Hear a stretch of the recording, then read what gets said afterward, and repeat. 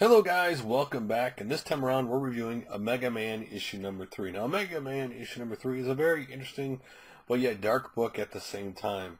So the Omega Man have got Kal Rayner, aka used to be with the White Lantern, former Green Lantern, and they basically put a bomb in his neck, and if he doesn't do what they want, he blow his head off and kill him. And they keep trying to convince him that he's an Omega Man. And in the end of the second issue, we saw him, take their little symbol of blood and change it to Green Lantern symbol, darkest night. The Green Lantern motto, he says at the very end. So clearly he's not buying into it and not, part of them, of what they're saying. So here we go in the third issue. We start off with the Princess of Alpha. She's sitting there training, killing just, what they would consider peasants, I guess, to fight him. And she wants to know the name before she kills him. And he asks him his name. The guy tells her she kills him. And I guess she can only do 6 a day because until the next moon set, that's all they have for her to practice. And you find through details that she's been practicing like this since she was 6 years old. And that, she first practiced, she used to get, the blood was half hers. And now, it's only the people she's hurt. And Talaman, or like her butler, always compliments her, and she makes a comment about she's trying not to be so vain all the time. Anyway, as they're walking along talking, the big furry guy, the Mega Man, shows up on the elevator, kills the butler, or assumes to kill the butler, and then gets in a big fight with the princess. She has her sword.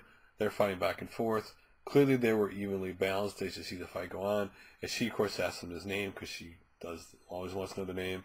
He's like, why? Does it make you feel better because you know your name? She's like, no. But she's trying not to be so vain. And after she basically beats him, she says, I'm really trying not to be so vain anymore. So you don't know if he's dead, but he's laying on the ground. Then the other Mega Men show up. Scrap shows up to take her on. She's all excited. She's like, thinks the princess is a role model. She loves princesses. But they're staying there in a face-off, and the princess looks, she's going to throw her sword. She says, don't do it. As she throws her sword, Scrap shoots at her. They both hit each other. And they're both down, and the princess is like, little guards show up. You think, oh, she's gonna be all right, and then no, the big blue Mega Man crashes through. He, takes guys out.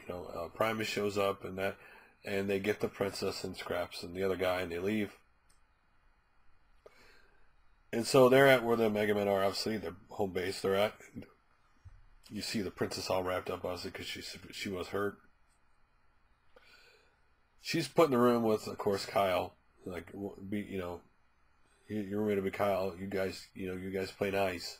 And Kyle's sitting there drawing, and she's like, thanks for asking if I'm all right, because he really doesn't actually pretend like he cares, but he does because he wants to protect everybody. Obviously, Green Lantern. And she's like, what are you doing? He's drawing. He's like drawing a picture of course, the girl that he loves. He's like, for some reason they gave me a pen and I'm drawing. It's not the best, but doing all right. And the princess is like, oh, we'll get along, kind of thing. And they call for her, but she goes, in front of the Mega Man, and then you find out that really quickly that she kisses obviously who you think's the leader was a Primus, but you find out actually, he's like, are you worried you're gonna be gone too long? It might be suspicious. He goes, don't worry about it. It's my plan. By the time we're done, he'll do anything I want him to. And then he goes, how can I turn down the esteemed leader of the Omega Men? So now you find out he's not the leader, she's the leader of the group. She's the one who's doing the plan of getting captured to try to convince Kyle to do whatever they want him to do, I guess. Again, this is a plan to get Kyle to do what they want. Whatever this is, we don't know what they want him to really do or be, but we know that they're trying to manipulate him to do what they want.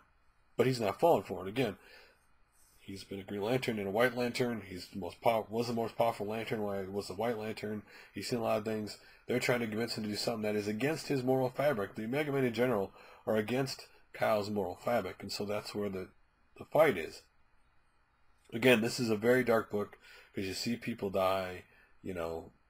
I like the almost I want to call highly detailed manga style, like adult manga, not like cartoony, but like more realistic kind of manga, but comic book art. It's like a cross between both.